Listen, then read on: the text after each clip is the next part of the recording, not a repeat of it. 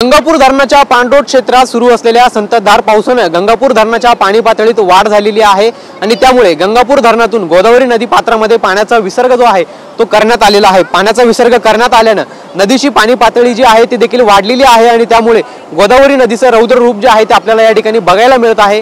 गेल्या 2 दिवसांपासून नाशिकची गोदावरी नदी जी आहे ती दुतडी भरून वाहत असल्याचं बघायला मिळत आहे। सध्या आपण रामकुंड परिसरामध्ये आहोत। या ठिकाणावरती आपण जर बघितलं तर आपल्याला रामकुंड परिसरातील अनेक मंदिरे जे आहेत ते पुराच्या पाण्याने वेढले गेल्याचं बघायला मिळत आहे। गंगापूर धरणातून 7735 क्युसेक वेगाने पाण्याचा विसर्ग जो आहे तो गोदावरी नदी पात्रामध्ये केला जात आहे। पुराचा मापदंड समजल्या जाणाऱ्या दुतोंड्या मारुतीच्या कमरेपर्यंत आपल्याला सध्या पाणी आल्याचं बघायला मिळत आहे। मात्र गेल्या 2 दिवसांपासून नाशिक शहरासह गंगापूर धरणाच्या पाणलोट क्षेत्रात संततधार पाऊस सुरू आहे आणि त्यामुळे पाण्याच्या पातळीमध्ये सातत्याने वाढ होत आहे। त्यामुळे प्रशासनाच्या माध्यमातून गंगापूर धरणातून पाणी जे आहे ते गोदावरी नदी पात्रामध्ये सोडलं जात आहे। सध्या आपण ही गोदावरी नदीची दृश्य पाहत आहोत। या ठिकाणी पूर परिस्थिती असताना अनेक नागरिकांकडून सेल्फीसाठी फोटोसाठी गर्दी देखील केली जात आहे।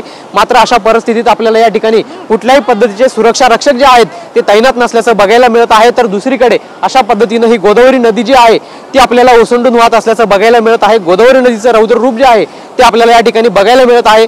जर आणखी पाऊस सुरू राहिला तर धरणातून आणखी पाण्याचा विसर्ग जो आहे तो केला जाऊ शकतो। त्यामुळे नदीकाठ परिसरातील जे नागरिक आहेत व्यावसायिक आहेत त्यांना प्रशासनाच्या माध्यमातून सतर्कतेचा इशारा जो आहे तो देण्यात आलेला आहे। कॅमेरा पर्सन कुशल पाटील सह पवन येवले, TV9 मराठी, नाशिक।